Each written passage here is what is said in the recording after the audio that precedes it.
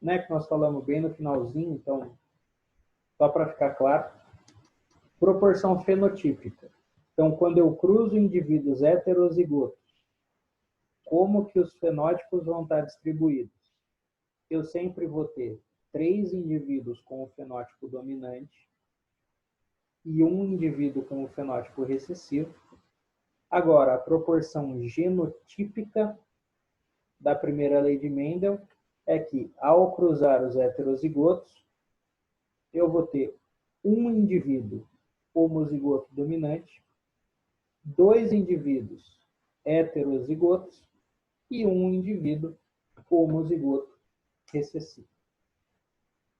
Por que eu coloquei essas proporções? Elas eram necessárias? Confesso para vocês que não eram necessárias. Vai mudar alguma coisa no nosso exercício? Isso vai depender de vocês.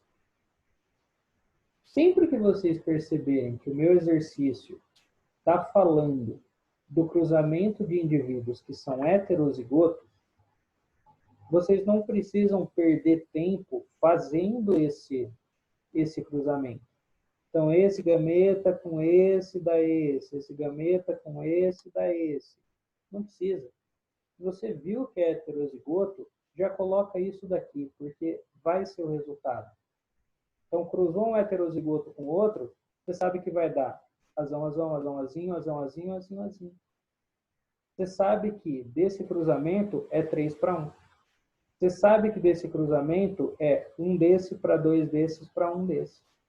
Então, se vocês guardarem isso daqui, se vocês guardarem essas duas proporções, isso vai ser um atalho para vocês. Ah, professor, não vou guardar, eu tenho dificuldade, eu não vou conseguir lembrar disso, e é muito mais possível que isso me prejudique. Então, beleza. Faz o seu exercício normal. Pega esse gene, cruza com esse, vê o que dá. Ah, deu um indivíduo assim, esse indivíduo vai ser amarelo. Pega esse gene com esse, cruza para ver o que dá. Ah, beleza, vai dar um indivíduo assim, esse indivíduo vai ser amarelo, só que ele vai ser heterozigoto. Tá? Então, não se preocupem em decorar essas coisas. Se vocês pegarem isso daqui, fornece um atalho. Se vocês não pegarem isso daqui, façam um exercício na mão e vocês vão chegar no mesmo resultado sem problema nenhum. Beleza? Então, começamos a entender a hereditariedade. Tá? Começamos a entender como que essa transmissão vai funcionar. Ou melhor, entendemos como que essa transmissão vai funcionar, não é? Essa transmissão vai funcionar a partir da junção de um gameta de cada indivíduo da minha geração parental. Tá? Então, o meu par de fatores, o meu par de genes, o meu par de cromossomos homólogos, cada um deles vai vir de um indivíduo. Para encerrar essa parte, e aí a gente vai atacar a nossa listinha. Professor, por que você colocou alguns indivíduos aqui com o genótipo inteiro, não é? Os dois. E por que alguns indivíduos você só colocou uma das letras? Isso nós vamos encontrar bastante, principalmente na nossa próxima aula, que a gente vai falar dos heredogramas e tudo mais, como que a gente distribui a árvore genealógica. Mas aí já vai um spoilerzinho para vocês. Eu sempre vou omitir a segunda letra quando eu não puder afirmar com certeza qual é ela. Como assim? Todo indivíduo verde, eu tô ligado que é azinho, tá? Porque foi falado no enunciado, ou por conhecimento, ou simplesmente porque está no desenho. Então, beleza. Todo indivíduo recessivo, eu já vou colocar o genótipo dele como recessivo. Tá? Recessivo só pode ser homozigoto. Informei para você que esse indivíduo aqui era puro, não é? Informei para você que esse indivíduo era puro. Beleza. Esse daqui eu tenho como saber. Por quê? O meu indivíduo amarelo só pode mandar azão, não tem outra coisa para mandar. E o meu indivíduo verde só pode mandar azinho, não tem outra coisa para mandar. Agora, quando eu faço esse meu cruzamento daqui, eu vou ter 3 indivíduos dominantes, não vou? Vou. Aqui eu tive 3 indivíduos dominantes. Agora, eu não posso afirmar para vocês com certeza que este indivíduo é o azão-azão. Não posso afirmar para vocês com toda certeza que esse indivíduo é um dos azão-azinho. Entendem o que eu estou falando? Dentre esses 3 indivíduos, dentre esses 3 amarelos, eles podem ter qualquer um desses 3 genótipos. Então, sempre que eu não puder afirmar, este indivíduo é o azão-azão, se eu não posso fazer essa afirmação, eu coloco a primeira letra, que vai indicar a característica, não é? Afinal, ele é uma ervilha. Deixa eu ver aqui se vocês mandaram. Tá cortando? Tá cortando? Tá cortando?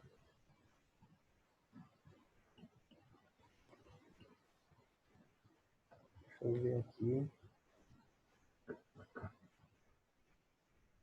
Melhorou? Melhorou? Agora sim, por enquanto. Sim, melhorou, professor. Tá, beleza. Eu vou deixar aqui o chat aberto. Qualquer coisa vocês já vão colocando aí. Em qual parte que começou a cortar?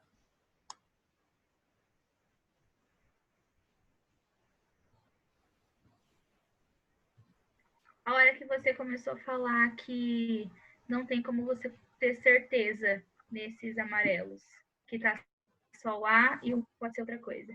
Beleza. Ótimo. Então, eu vou omitir a segunda letra sempre quando eu não puder afirmar com certeza quem ela é. Eu não posso dizer que esse indivíduo... O professor? Oi? A letra que não sabe? Que eu não a letra que eu não posso afirmar com certeza eu omito. Por exemplo, esse indivíduo aqui. Eu não consigo ter 100% de certeza que esse indivíduo é o azão-azão. Não posso afirmar isso. Eu só sei que ele é amarelo. Mas eu não posso afirmar que ele é um homozigoto. Pode ser que o azão-azão seja esse daqui. Pode ser que o azão-azão seja esse daqui. Então, sempre que eu não puder dar essa afirmação 100%, o que eu vou fazer? Eu vou colocar a primeira letra, porque a primeira letra já vai me indicar a característica, não é? Esse azão vai dizer que é uma planta amarela. Beleza. Agora, eu não sei se ele vai ser o amarelo homozigoto ou se ele vai ser um dos amarelos heterozigotos. A única coisa que eu sei é que ele é amarelo. Beleza?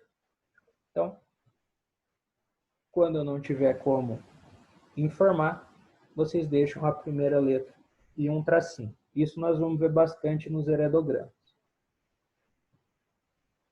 Beleza? Beleza?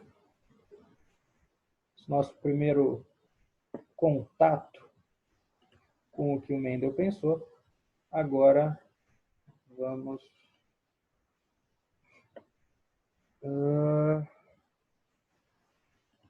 para cá. Ô, professor. Oi. E eu vou usar a lei de Mendel desse jeito sempre quando tiver só, assim, 2 possibilidades. Por exemplo, azão-azão e azão-azinho. Eu acho que o Pedro perguntou isso também. Se eu fosse falar com 3 possibilidades, eu ia fazer da mesma maneira? Tá. Pedro, desculpa. Só agora que eu subi aqui, eu vi que você tinha mandado. Quando você tem 3 ou mais opções, obrigado por vocês fazerem essa pergunta.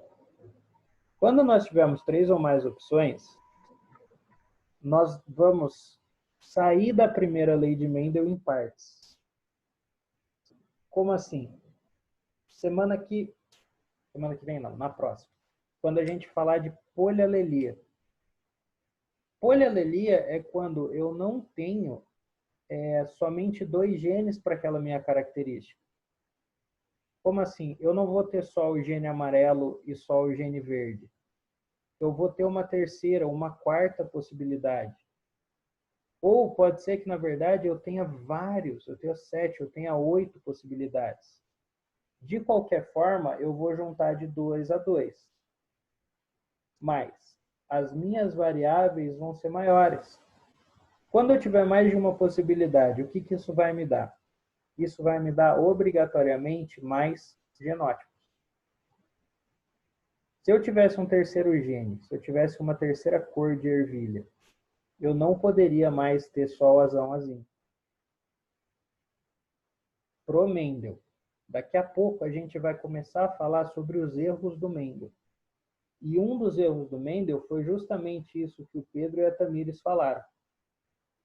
Bicho, eu não vou ter somente 2 possibilidades sempre. E aí? E quando eu não tiver 2 possibilidades?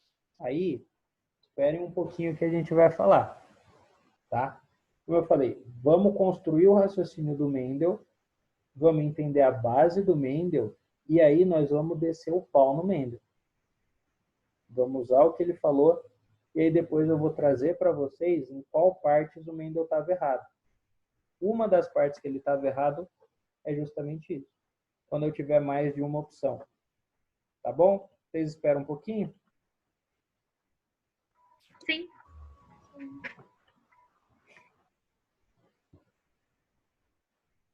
Dando um spoiler para vocês, no que o Mendel estava errado? Primeiro, pro Mendel, só existiriam 2 possibilidades de gene. Isso é descartado. Depois que o pessoal pegou os escritos do Mendel e falou, nossa, faz sentido, e levou esses experimentos e tentaram reproduzir com indivíduos que não fossem ervilhas, os resultados apresentaram incoerência. Porque o Mendel só testou com ervilha. Ele não testou com outra coisa. Então, quando você leva, até mesmo dentro do reino vegetal, quando você leva para um outro tipo de angiosperma, aqueles dados do Mendel não batiam mais. Por quê? Porque a gente vai ver, por exemplo, que aquela questão da dominância, o amarelo domina o verde, então o indivíduo que é azão-azinho só expressa amarelo. Isso não é verdade 100%. Nós vamos ter indivíduos que o heterozigoto, que o azão-azinho, na verdade vai apresentar um fenótipo intermediário. Dentro de plantas, você vai ter uma flor que é heterozigota e ela é rosa. Você cruza uma flor vermelha com uma flor branca e o resultado desse cruzamento é uma flor rosa. Ela é heterozigoto, o vermelho é dominante. Só que não expressa só o vermelho. A planta vai ter um intermediário entre o vermelho e o branco. Professor, Oi? é que nem fala da cor da pele humana. Se cruzar um indivíduo com a pele bem branca e um com a pele bem escura, vai sair um indivíduo com a pele assim da cor intermediária, meio a meio dos dois, não é? Exato, exatamente. Por exemplo, a vaca, o dálmata, eles são indivíduos heterozigotos que expressa tanto um gene quanto o outro. E aí sai um indivíduo malhado. Ou até mesmo, se não quiser tratar da vaca, o nosso sangue, a pessoa que tem o sangue AB. A pessoa que tem o sangue AB, ela tem 2 genes diferentes e ela expressa os 2 em igual quantidade. Ninguém domina, ninguém é recessivo. Não, os 2 vão se expressar igual. Isso o Mendel nem pensava que podia acontecer. Então, essas incoerências com o que ele postulou é o que a gente vai começar a ver e desmistificar do trabalho dele. Tá? Mas aí o exercício vai te dizer qual o caminho seguir. Vamos pegar aqui, por exemplo, ó. Sabemos que o albinismo é uma anomalia genética recessiva, em que o indivíduo portador apresenta uma deficiência na produção de melanina em sua pele. Se um rapaz albino se casa com uma menina que produz melanina normalmente, porém possui mãe albina, qual a probabilidade do filho do casal nascer albino? Muito bem. 50%. Vamos ver. Falou que a minha anomalia é recessiva, então a gente já vem aqui. Bzinho. Opa. Bzinho. Expresso uma pessoa que seja albino. Bzão me expressa uma pessoa que eu vou colocar entre aspas, viu? Normal. Tá? Normal entre aspas. Por toda a questão da palavra, né? O albino não é anormal, ele só tem a condição. Ok. Qual que é o meu cruzamento aqui? O meu cruzamento, eu estou cruzando um rapaz que ele é albino com uma menina que produz melanina. Então, essa menina, ela é Bzão. Porém, que possui a mãe albina. Então, olha só. Se a mãe da menina é albina, e para ser albino, você só pode ser Bzinho, Bzinho, a mãe dessa menina tem que ter mandado Bzinho para ela. Não tem? Por ela ser normal, o pai dela só pode ter mandado Bzão. Tá? Então, essa informação da mãe da menina é para descobrir essa letrinha. Se no enunciado não tivesse falado, casa-se com uma menina que produz melanina normalmente, o que eu faria? Se não tivesse falado da mãe, colocaria Bzão, alguma coisa, e eu não conseguiria levar o exercício para frente. Como falou, Bzão, Bzinho. Deste cruzamento aqui, ó, o menino, ele vai produzir gameta Bzinho, a menina vai produzir gametas Bzão e gametas Bzinho. Maravilha. Hora que o gameta Bzinho do menino encontra com o gameta Bzão da menina, isso vai me dar o quê? Bzão, Bzinho. Hora que o gameta Bzinho do menino encontra o Bzinho da menina, vai me dar Bzinho, Bzinho. Qual a probabilidade do filho do casal ser albino? Ué, uma em duas, não é? Uma em duas, metade, 50%. Tá? Então, de duas possibilidades, uma delas ele seria albino, aí ficaria 50%. Acertei. Alternativa C.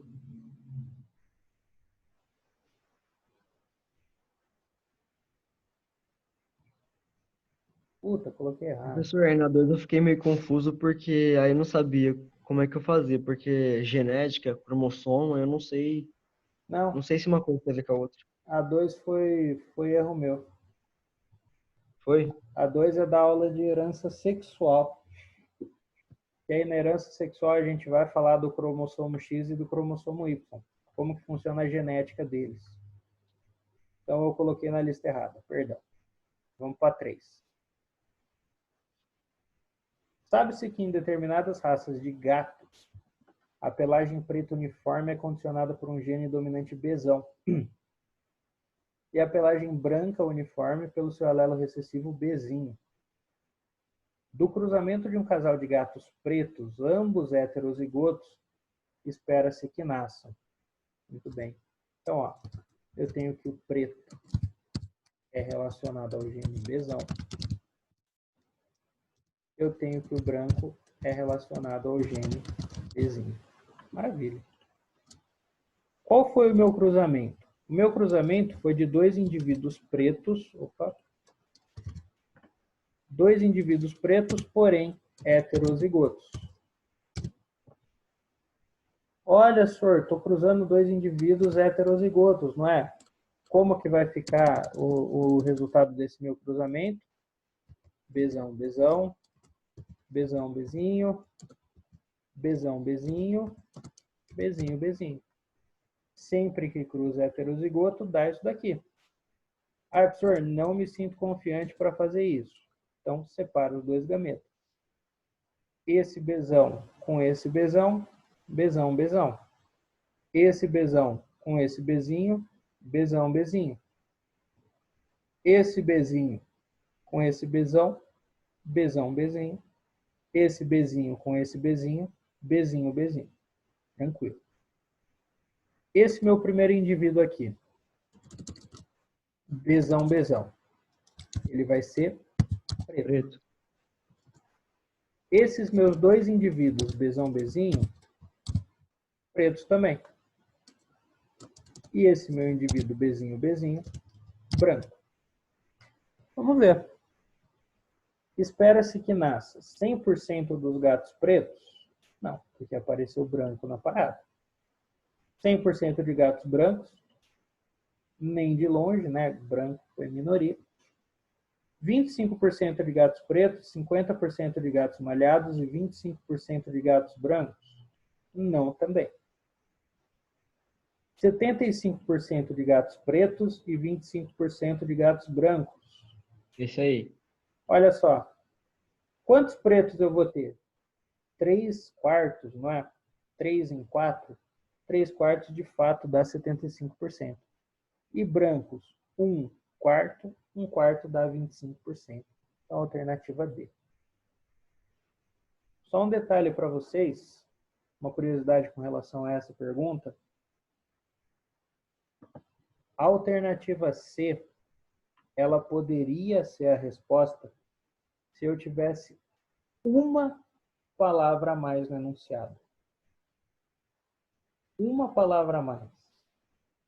Se eu tivesse a palavra codominância em algum lugar do enunciado, a resposta seria a alternativa C. Tá? Nós vamos ver o que a codominância faz. Professor, Oi. Oi. professor, Oi, pode falar. quando você fala em codominância, então tá falando de mestiço? Não de espécie diferente, tô falando tipo duas características diferentes que originam uma outra diferente também, né? Não, estou falando de duas características diferentes, onde o filho ele vai expressar essas duas.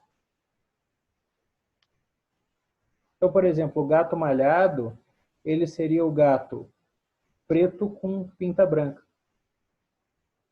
Ou o gato branco com pinta preta. Eu tenho a característica preta e a característica branca em igual quantidade. Isso é um padrão de codominância. Como não está dito no enunciado, a gente não leva adiante. Não é um caso de codominância, e aí nós vamos na alternativa D. Se tivesse, aí a gente ia na C. Unifesp. Uma planta A e outra B, com ervilhas amarelas e de genótipos desconhecidos, foram cruzados com plantas C, que produzem ervilhas verdes. O cruzamento A e C originou 100% de plantas com ervilhas amarelas. E o cruzamento B e C originou 50% de plantas amarelas e 50% de plantas verdes. Os genótipos das três plantas são respectivamente. Bom, ele disse para mim que a planta A é amarela. Ele disse para mim que a planta B é amarela também. E ele disse para mim que a planta C é verde. Maravilha. O que eu posso tirar de informação daqui? Olha só, quando eu cruzo o A com C, ou seja, quando eu cruzo o amarelo com o verde, o que eu tenho? 100% amarelo. Sempre que eu cruzo duas características e o resultado desse cruzamento é 100% dos indivíduos com uma dessas características, eu posso afirmar com toda a certeza do mundo que essa característica ela é dominante. Tá? Então, se do A com o C deu 100% amarelo, eu posso afirmar que o A ele é homozigoto dominante e eu posso afirmar que o C ele é homozigoto recessivo. Tá? Esse é o único jeito de um cruzamento A com C dá 100% de plantas amarelas. Na hora que eu cruzo B com C, eu tenho plantas amarelas e eu tenho plantas verdes em igual proporção. Se a minha planta B é amarela, ela tem o genótipo amarelo. Então, ela tem o Vzão. Se a hora que eu cruzo ela, ela é capaz de originar indivíduos com o fenótipo diferente, é porque ela carrega o gene do recessivo também. Letra C. Letra C, Vzão, Vzão, Vzão, Vzinho, Vzinho, Vzinho. Alternativa C.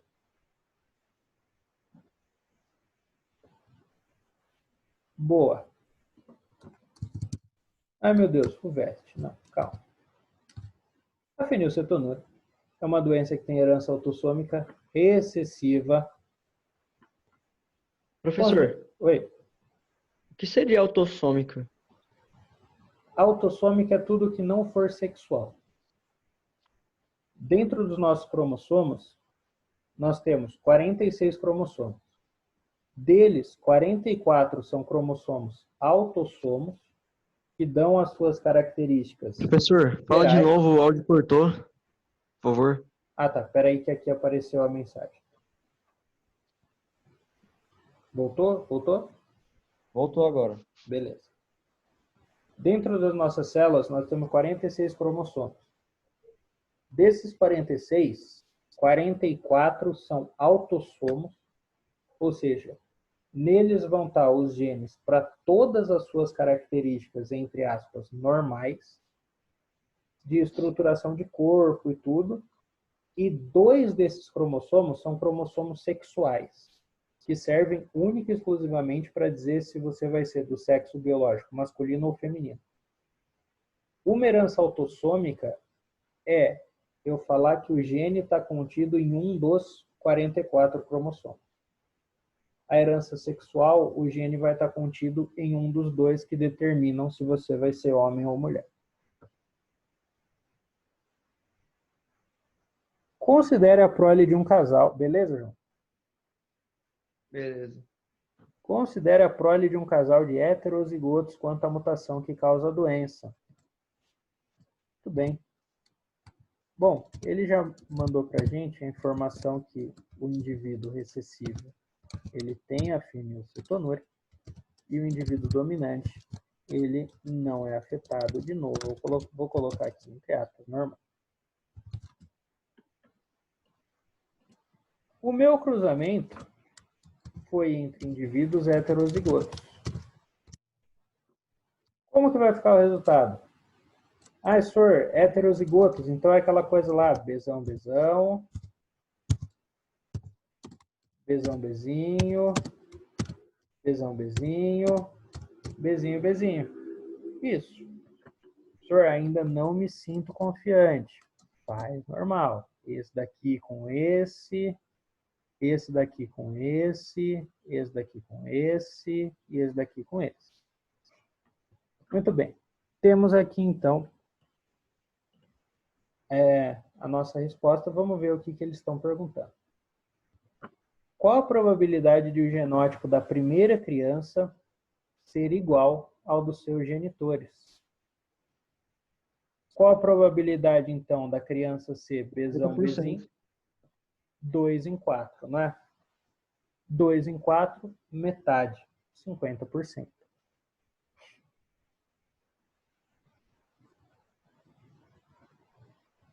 B. Qual a probabilidade de as 2 primeiras crianças apresentarem fenilcetonúria? Tranquilo. Aqui é bom que a gente já vai adiantar um conceito da nossa próxima aula. Olha só, eu quero que a primeira criança seja Bzinho, Bzinho. Tá? Eu quero que essa criança tenha fenilcetonúria. Qual que é a probabilidade disso acontecer? 1/4. 25%. Sim, 1/4 ou 25%. A segunda criança, ela também tem que ser Bzinho, Bzinho. Qual que é a probabilidade dela ser Bzinho, Bzinho? 1/4 também. Qual a probabilidade da 15ª criança desse casal ter a fenilcetonúria? 1/4. Vai ser 25% em toda a gestação que for acontecer. Beleza. Agora, gente, o que eu quero? Eu quero que a primeira e a segunda criança tenham a fenilcetonúria. Então, eu quero que isso daqui aconteça e isso daqui aconteça também. Isso, para nós, vai entrar numa regra que chama regra do E. Quando eu quero que duas coisas aconteçam juntas, o que eu vou fazer? Eu vou pegar a probabilidade dessas duas e multiplicar. Então, a probabilidade da primeira ter a doença e a probabilidade da segunda ter a doença. Então, qual a chance dos dois primeiros filhos terem a fenilcetonúria? É 1/16. 1/4 vezes 1/4. Regrinha do E. Sempre que duas coisas precisarem acontecer juntas, pego a probabilidade de uma, pego a probabilidade da outra, multiplico, e aí eu vou ter a minha resposta. C. Se as duas primeiras crianças forem meninos que têm a doença, qual a probabilidade de uma terceira criança ter saúde normal? Deixa eu fazer uma pergunta para vocês. O fato das duas primeiras crianças serem meninos com a fenilcetonúria afeta de alguma forma a terceira criança? Não. Não. Não afeta em absolutamente nada. Então, a terceira criança ser normal é a mesma probabilidade de qualquer criança nascer normal. Que vai ser, ó, normal, normal, normal. 3/4. 75%. Se essa criança tiver 25, se esse casal tiver 25 filhos, as probabilidades desses 25 filhos vão ser a mesma. 3/4 para ele ser normal e 1/4 para ele ter fenilcetonúria. Não importa o que já aconteceu, não importa quantas crianças já teve, não importa quantos afetados apareceram. Sempre que for nascer uma nova criança, a probabilidade é 0. Então, 3/4.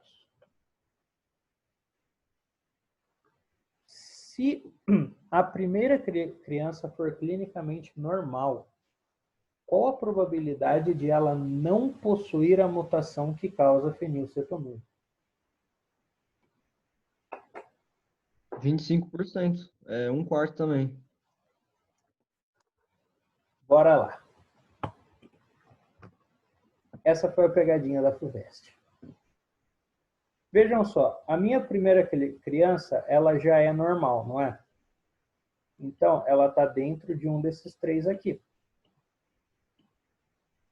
Concorda? Se ela é normal, ela já não pode ser Bzinho, Bzinho. Qual a probabilidade de ele não possuir a mutação que causa fenilcetonúria? Ou seja, qual a probabilidade dele não apresentar o gene Bzinho? A probabilidade é se ele for Bzão, Bzão, não é? Beleza. Então é de 1/3.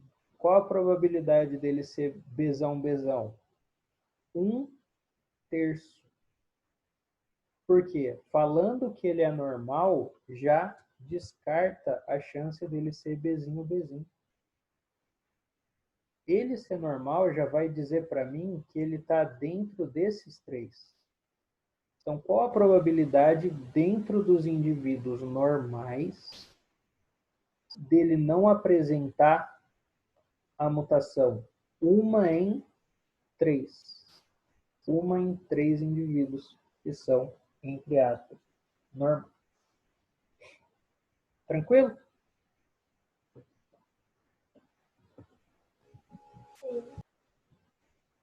vai acabar a nossa segunda gravação. Quem quiser voltar aqui para o último exercício, rapidão a gente já mata ele, viu? Tá, rapidinho, o link vai ser o mesmo.